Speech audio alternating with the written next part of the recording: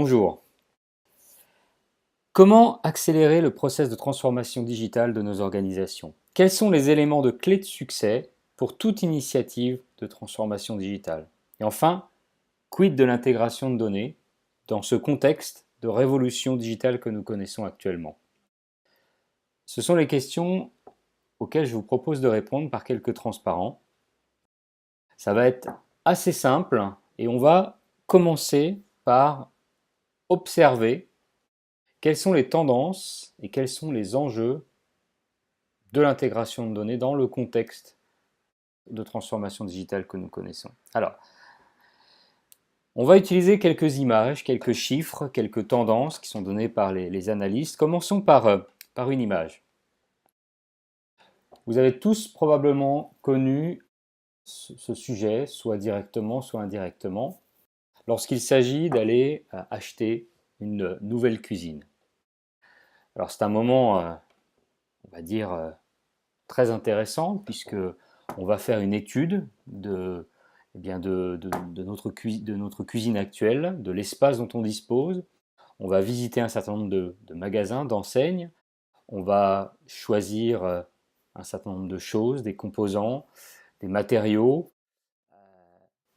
On va dessiner sa future cuisine et puis on va procéder à un acte d'achat. S'ensuit ensuite quelque chose de tout à fait classique que vous aurez tous vécu, c'est que la cuisine, elle n'arrive pas montée. Donc elle arrive sous forme de carton, alors peut-être on peut passer par un entrepreneur pour l'installer, mais elle arrive en tout cas démontée, il faut la monter. Il faut non seulement la monter, mais il faut l'intégrer dans son espace. Elle arrive dans un espace plus ou moins vide, avec des prises, avec des, de la plomberie, des fenêtres, des murs qui sont plus ou moins droits, un sol qui n'est pas tout à fait régulier, et ces meubles, il faut les monter et les intégrer dans un espace. Alors ce qui est intéressant de voir, c'est que ce travail d'intégration, eh bien, il est le même dans le domaine logiciel. Et si on regarde ce que nous dit le Gartner, et c'est un chiffre extrêmement intéressant, le Gartner nous dit que plus de 50% du coût de l'implémentation des nouveaux systèmes en 2018 sera dépensé sur l'intégration. Ça veut dire que lorsque l'on fait un choix logiciel, que ce soit une solution d'intégration de données, qui est le sujet qui nous concerne, mais que ce soit aussi un ERP, un outil de CRM ou toute autre initiative logicielle au sein de l'entreprise, le logiciel qui sera investi devra être intégré dans un écosystème existant. Et 50% de ce travail va être dépensé autour de l'intégration de données, autour de l'intégration. Donc le premier constat, c'est que l'intégration n'est pas un élément à sous-estimer. C'est un élément clé de toute réussite de transformation digitale ou d'intégration d'un logiciel dans son écosystème. Un deuxième élément qui est important, c'est encore donné par un chiffre, ce coup-ci du CXP, donc un chiffre plutôt français. Donc un sondage qui a été effectué auprès des DSI nous donne en fait le chiffre suivant, c'est que 98% des entreprises mettent la donnée au cœur de leur transformation digitale. On a vu que l'intégration était quelque chose d'important, mais on voit aussi que la donnée semble, en tout cas en termes de ressenti et de besoins clients, être un élément clé. Alors pour comprendre ce sentiment et ce besoin, eh bien, on va reprendre des chiffres qui sont connus, mais qui sont importants à observer. C'est l'évolution de la donnée, tout d'abord en termes de diversité. Lorsque l'on regarde ce qui se passe depuis entre 2009 et 2017, sur le graphique du bas, on voit qu'en fait, l'augmentation des données que l'on vit aujourd'hui, dont on parle tous les jours, elle ne se fait pas forcément que sur la donnée transactionnelle représentée en vert. Il y a une augmentation des données transactionnelles dans l'entreprise, mais l'augmentation de la diversité des données, elle se fait particulièrement à travers d'autres vecteurs, à savoir la vidéo, l'email, l'image, Internet, les réseaux sociaux, les fichiers de log et tout un tas d'autres sources qui sont pas forcément au sein du système d'information et qui ne sont pas forcément de la donnée transactionnelle. Lorsqu'on regarde la prédiction du Cisco, eh bien on voit également qu'en 2019, 80% de l'utilisation d'Internet se fera pour du contenu de type vidéo. Donc on voit on ne traite plus aujourd'hui des mêmes types de données que l'on traitait il y a quelques années. Le deuxième élément, c'est l'augmentation du volume en tant que tel. On a parlé de la diversité. Les données augmentent aussi en volume, c'est un constat évident pour tout le monde. Mais c'est bien d'avoir des chiffres et de voir l'évolution depuis 92 jusqu'à 2018 et de voir à quel point c'est une explosion et non pas une évolution du volume. On parle aujourd'hui de zettabytes, hein, c'est quelque chose dont on n'imaginait même pas que c'était possible il y a quelques années. Aujourd'hui, on parle de zettabytes. Alors, pourquoi les entreprises mettent la donnée au cœur? Parce qu'on pourrait se dire que c'est quelque chose de totalement externe à l'entreprise, puisque l'entreprise, on gère des données transactionnelles. En fait, lorsqu'on considère maintenant la vision en termes de système d'information, on voit qu'il y a quelques années, le système d'information, on va dire traditionnel, était constitué de RP, de solutions d'e-commerce, solutions de finance, gestion de ressources humaines, BI traditionnel, ce sont quelques exemples, bien évidemment il y a beaucoup plus d'applications que ça dans l'entreprise. Mais on avait un système qui était relativement simple, avec différents composants qui étaient maîtrisés au sein du système d'information de l'entreprise.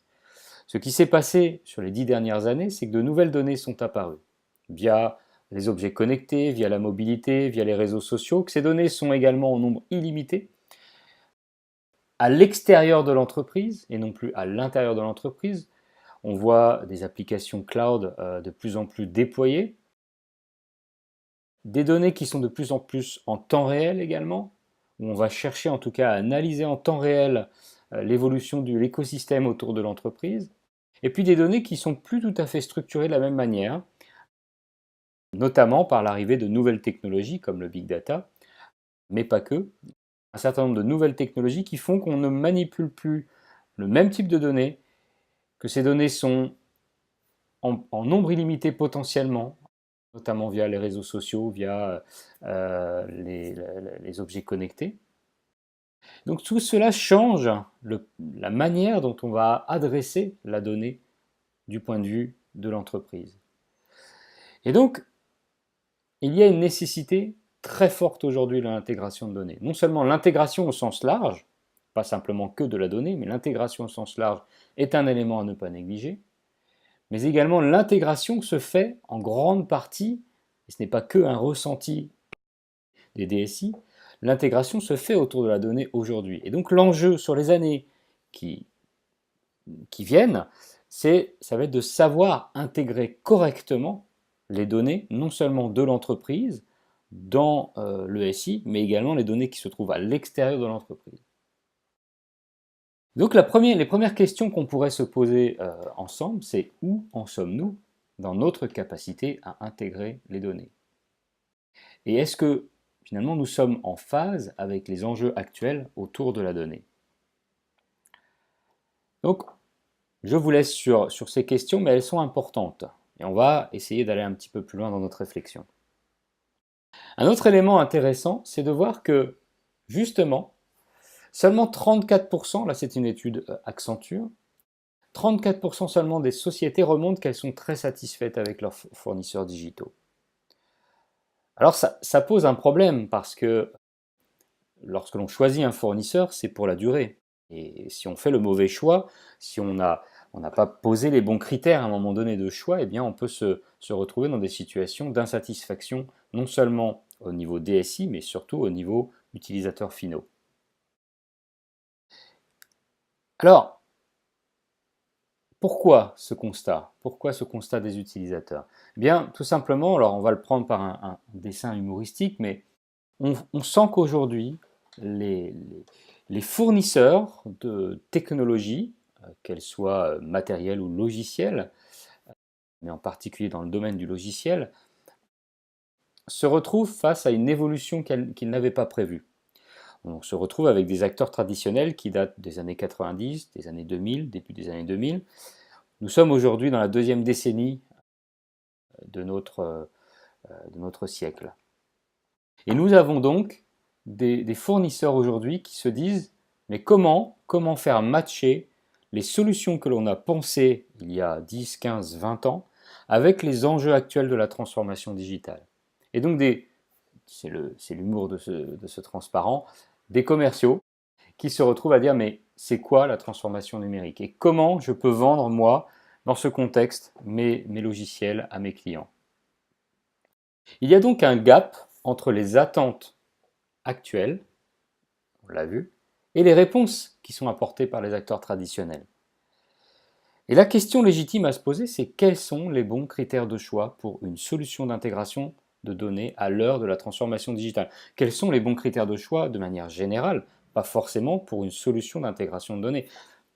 Ce que je vous propose de faire maintenant, c'est d'observer, en tout cas c'est une proposition de ma part, je vais vous proposer 3 critères de choix par rapport à une solution logicielle, et en particulier par rapport à une solution d'intégration de données, bien évidemment.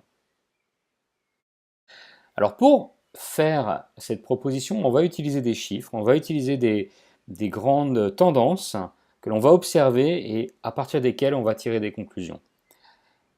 Première tendance que j'ai trouvé intéressant, des chiffres que l'on peut trouver sur Internet, ce sont des chiffres publics, hein, ce sont des éléments qui sont faciles à trouver. Ce qui est intéressant, c'est d'observer l'explosion du nombre de logiciels, de technologies logicielles actuellement qui sont proposées en fait. Alors ce slide propose montre l'évolution des technologies qui supportent le digital marketing. Alors derrière digital marketing, il y a beaucoup de choses, puisque pour supporter des initiatives de digital marketing, on va avoir besoin de bases de données, on va avoir besoin de CRM, on va avoir besoin de solutions d'emailing, on va avoir besoin d'un certain nombre de solutions d'analyse, etc. Donc finalement, quand on choisit le digital marketing, ça embrasse un certain nombre de technologies. Eh bien, on voit que en 2011, une société qui cherchait à s'équiper de solutions dans ce domaine, eh bien, avait 150, on va dire, logiciels, logos en face d'elle, et elle devait, par rapport à ce besoin, construire son architecture et sa suite de solutions logicielles utiles pour supporter le digital marketing. Eh bien, on voit qu'en 5 ans, en juste 5 ans, 2011-2016, et ce sera intéressant de regarder à la fin de l'année 2017, la tendance va certainement se confirmer, eh bien, on voit que l'augmentation du nombre de technologies à disposition des clients a augmenté de plus de 2333% en juste 5 ans. C'est tout simplement énorme. Ça veut dire qu'aujourd'hui, une DSI va potentiellement se retrouver, face à des choix logiciels faits par les utilisateurs finaux, va potentiellement se retrouver avec un nombre phénoménal de technologies au sein du système d'information ou à l'extérieur, comme on l'a vu, ça peut être dans le cloud également. Eh bien, les conséquences, avant de regarder le premier critère, regardons les conséquences. Nous avons donc une multiplication des formats de données, soit en stockage, soit en API, en tout cas qui vont se retrouver dans le système d'information. On va se retrouver avec une multiplication du nombre de sources ou de cibles potentiellement utilisables pour tout projet, à un moment donné, d'intégration de données. Quand on regarde ce qu'on faisait dans la BI, la Business Intelligence, il y a quelques années, on avait des fichiers plats, des bases de données, on allait chercher les données, on les collectait, on les transformait, on les mettait à disposition dans une base de données, c'était relativement simple. Aujourd'hui, la BI ne peut plus fonctionner comme ça. C'est un exemple que je donne, mais un projet BI aujourd'hui va potentiellement être confronté à des sources de données multiples, très différentes les unes des autres, et pas du tout structurées de la même manière qu'il y a quelques années. Et puis le troisième point, c'est qu'on est dans une évolution permanente et rapide. On le voit, plus 2333% en 5 ans. Ça veut dire qu'il y a des nouvelles solutions qui arrivent très rapidement, également des nouvelles versions de ces solutions très rapides, et puis des nouvelles normes, des nouveaux protocoles. Donc les choses évoluent très très vite, beaucoup plus vite qu'avant. Des technologies apparaissent et disparaissent très rapidement. Et donc on se retrouve avec une nécessité aujourd'hui qui est d'être adaptable et agile. Et c'est le premier critère que je propose. Aujourd'hui, et il y a quelques citations du Gartner et de Forbes qui viennent appuyer cela, et on peut en trouver beaucoup d'autres, c'est un élément clé aujourd'hui d'être adaptable et agile. Et si on a à choisir une solution logicielle aujourd'hui, c'est un des critères principaux.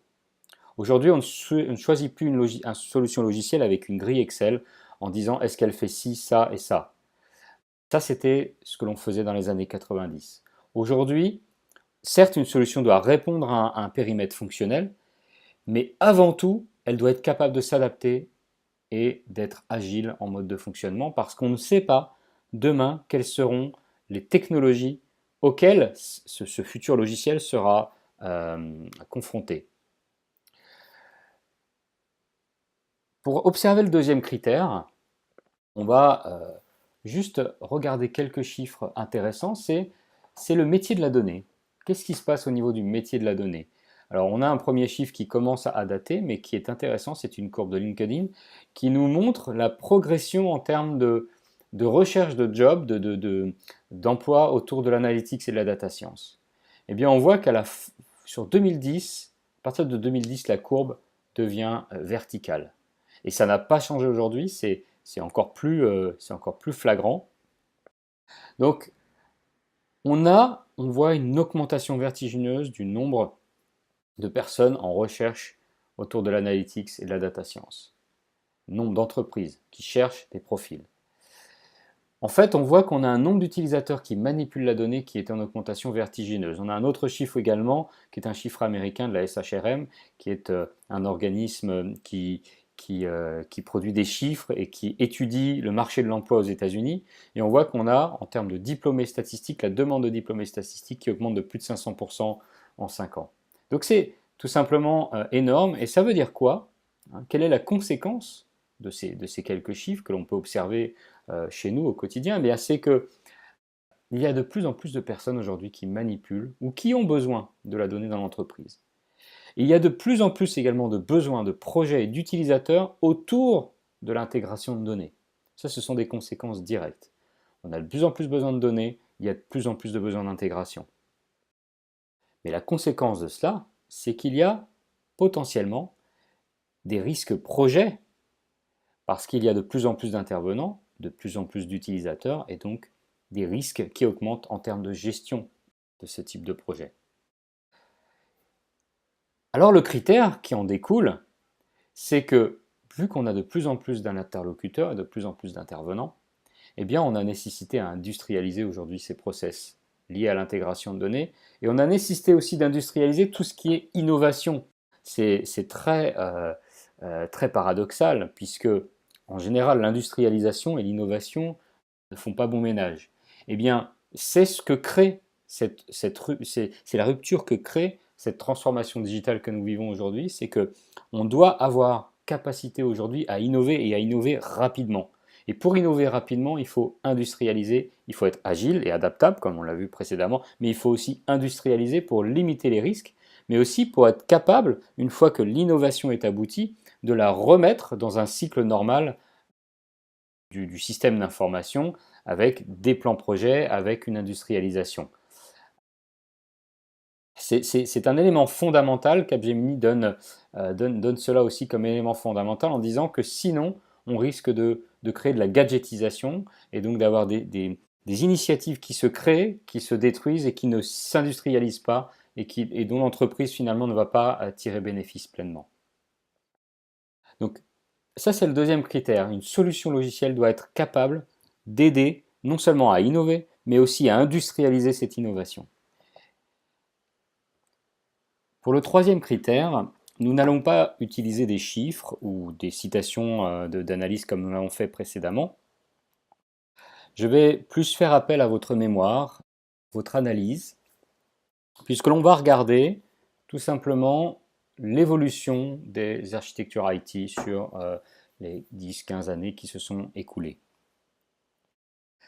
Lorsqu'on parlait d'architecture IT il y a 10-15 ans, on était plus sur des architectures centralisées, avec le cloud existait à peine, donc la plupart des solutions logicielles étaient plutôt sur site, on parlait de serveurs physiques, on parlait de machines, et l'architecture IT était principalement, voire je dirais quasiment à 100%, choisie par l'équipe informatique. Maintenant, les choses ont un peu évolué. Aujourd'hui, le constat, c'est que l'architecture informatique est ultra décentralisée. Certaines entreprises sont quasiment en totalité dans le cloud. D'autres vont avoir une, deux, trois applications dans le cloud, mais en tout cas, le cloud est devenu, si ce n'est pas majoritaire, en tout cas extrêmement répandu. On ne parle plus aujourd'hui de serveurs physiques, on parle de virtualisation, de serveurs virtuels, on parle de clusters, on ne parle plus de host comme avant, avec une adresse IP. On ne se préoccupe plus aujourd'hui de l'architecture technique qui est derrière. On cherche à avoir des ressources et peu importe la manière dont ces ressources sont architecturées. Et en termes de décision, on est dans des architectures IT qui peuvent être, dans certains cas, choisies par des gens du métier, au détriment ou en collaboration avec l'équipe informatique. Donc on voit que les choses ont énormément changé, mais cela a des conséquences en termes de gestion et en termes de choix logiciels. Ces conséquences, elles sont assez simples à comprendre. On voit que la tendance aujourd'hui, les coûts des solutions, on le voit au quotidien lorsqu'on achète une solution logicielle, on voit que les coûts des solutions sont de moins en moins dépendants des architectures IT. On est plus dans un mode lié à l'usage aujourd'hui. On va choisir un logiciel et on va payer ce logiciel par rapport à un nombre d'utilisateurs ou par rapport à un nombre de fonctionnalités, mais de moins en moins, en tout cas, de moins en moins par rapport à une architecture informatique, ou par rapport à un nombre de CPU ou un nombre de sources ou de cibles, par exemple. On voit aussi que l'architecture n'est plus un frein, mais c'est plutôt un moyen technique qui est complètement banalisé, flexible à souhait, personnalisable. Aujourd'hui, lorsqu'on choisit une architecture, lorsqu'on choisit un serveur, eh bien on va le commander dans le cloud et puis on va, avec une petite réglette, choisir la puissance que l'on veut mettre à disposition en fonction d'un certain nombre de critères. Ce qui se passe derrière, quel type de serveur et comment c'est installé, on ne s'en occupe plus. On est dans de la banalisation.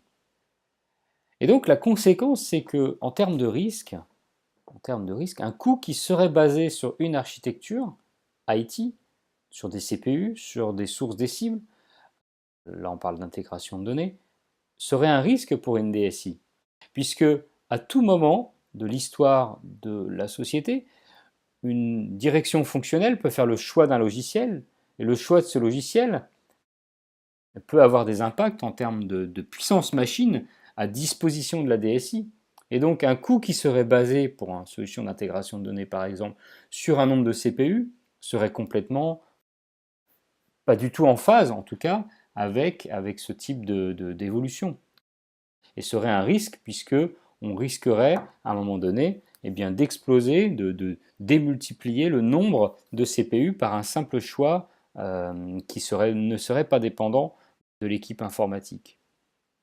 Et donc pour nous, le troisième critère, c'est qu'aujourd'hui, on ne doit plus choisir des solutions logicielles qui auraient des coûts ou des stratégies dépendantes à 100% d'une architecture IT. Ce serait un trop gros risque et c'est un élément important à prendre en compte aujourd'hui. Alors, je vais me permettre de résumer les trois critères de choix et cela va conclure notre présentation. Le premier critère, on l'a vu, en face de l'évolution, je dirais, phénoménale du nombre de sources, des volumes de données que l'on traite, des typologies aussi de logiciels que l'on a au sein du système d'information, compte tenu aussi de la cloudification, de la démultiplication du nombre de sources ou de cibles, du nombre de technologies qu'une DSI va avoir à gérer, eh bien l'agilité et l'adaptabilité sont le premier élément clé. Une solution logicielle aujourd'hui doit être adaptable et agile. Le deuxième élément, c'est que par rapport à un besoin d'innover rapidement, par rapport aussi à une démultiplication du nombre d'utilisateurs qui manipulent de la donnée dans l'entreprise ou à l'extérieur de l'entreprise, eh bien, il faut une capacité à industrialiser, et pas industrialiser uniquement le quotidien, mais aussi industrialiser l'innovation. Et le troisième critère, c'est que face à une évolution des architectures IT, eh bien, il faut avoir des solutions logicielles qui ne fassent plus dépendre leur coût sur une architecture purement IT et qui soit plus liée à un usage ou qui soit logique par rapport à une situation. Voilà, nous avons fait le tour en quelques minutes des trois critères de choix. Vous aurez bien compris que Stambia a basé son innovation et sa manière de travailler, ainsi que sa structure en tant que société, structure de coût aussi en termes de logiciel, et bien sur ces trois critères. Ce sont trois critères que nous avons pris vraiment au pied de la lettre dès le départ, parce que nous avons vu venir ces évolutions des systèmes d'information. J'en ai fini pour cette présentation. Si vous souhaitez en savoir plus sur Stambia, il est possible de passer sur une autre présentation plus détaillée, dont l'objectif sera de vous faire découvrir Stambia en tant que société, d'avoir quelques exemples de références clients, de cas d'usage de Stambia, et également d'avoir une présentation technique détaillée de la solution. Dans ces concepts, on a vu des points clés, agilité, flexibilité, industrialisation, et d'autres choses se cachent derrière Stambia, bien évidemment. Donc pour découvrir comment Stambia apporte et répond à ces points clés, je vous propose de le découvrir à travers une autre présentation.